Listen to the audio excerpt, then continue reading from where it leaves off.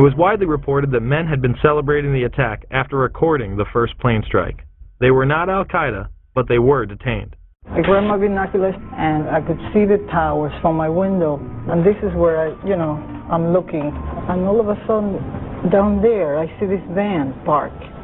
And I see 3 guys on top of the van. And I could see that they were like happy. They didn't look shocked to me.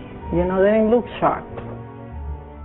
There was a group of Israelis, some of whom later were revealed as Mossad assets, who were arrested after cheering and high-fiving and videotaping the crash of the airplanes into the World Trade Towers.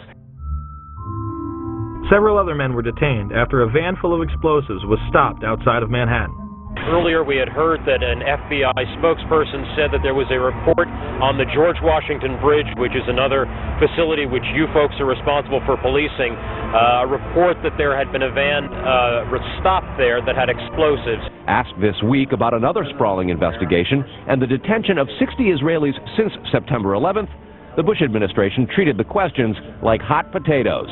I would just refer you to the Department of Justice with it. I'm not familiar with the report. I'm aware that some Israeli citizens have been detained. With respect to why they are being detained and the other aspects of your question, whether it's because they are in intelligence services or what they were doing, I will defer to the Department of Justice and the FBI to answer that. On March 6, 2002, a draft report from the DEA said it may well be an organized intelligence gathering activity.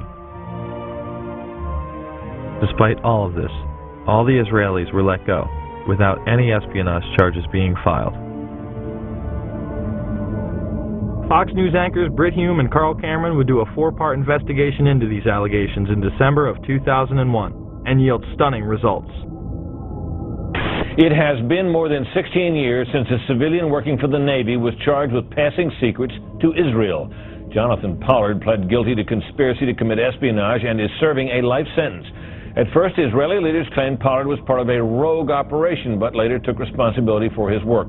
Now, Fox News has learned some U.S. investigators believe that there are Israelis again very much engaged in spying in and on the U.S. Since September 11th, more than 60 Israelis have been arrested or detained, either under the new Patriot anti-terrorism law or for immigration violations. A handful of active Israeli military were among those detained, according to investigators, who say some of the detainees also failed polygraph questions when asked about alleged surveillance activities against and in the United States. Investigators suspect that the Israelis may have gathered intelligence about the attacks in advance and not shared it. A highly placed investigator said there are, quote, tie-ins, but when asked for details, he flatly refused to describe them, saying, quote, evidence linking these Israelis to 911 is classified. I cannot tell you about evidence that has been gathered. It's classified information. Now, when the FBI investigated, it quickly unraveled to be the largest foreign spy ring ever uncovered inside the United States, the largest. Even the Soviet Union had not been spying on the United States as much as Israel has been doing. So the FBI started to round up these spies. They started to arrest them very quietly, and they were about halfway through this process of rounding up this spy ring when 9/11 happened.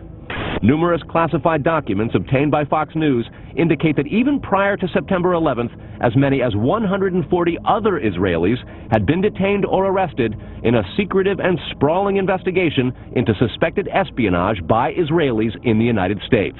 Investigators from numerous government agencies are part of a working group that's been compiling evidence since the mid-90s.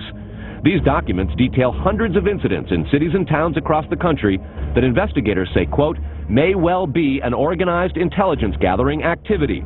The first part of the investigation focuses on Israelis who say they are art students from the University of Jerusalem and Bezalel Academy. Documents say they, quote, targeted and penetrated military bases, the DEA, FBI, and dozens of other government facilities, and even secret offices and unlisted private homes of law enforcement and intelligence personnel. The majority of those questioned, quote, stated they served in military intelligence, electronic surveillance intercept, and or explosive ordnance units. Why would Israelis spy in and on the U.S.?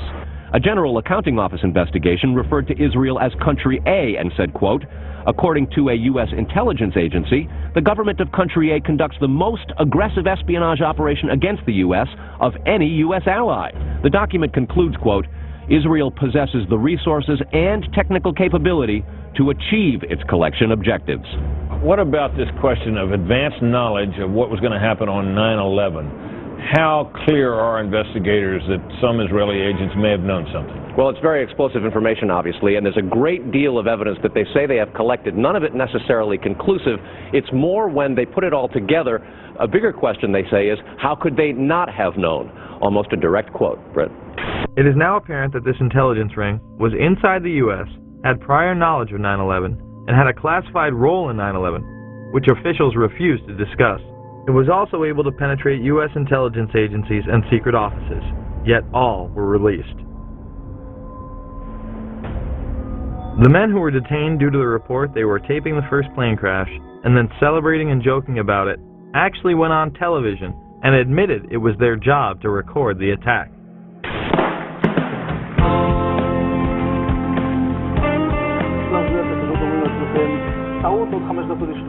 And at that point we were taken for another round of questioning, this time related to our allegedly being members of Mossad. The fact of the matter is we are coming from a country that experiences terror daily. Our purpose was to document the event. How could they have known about the attack? And who sent them to document it?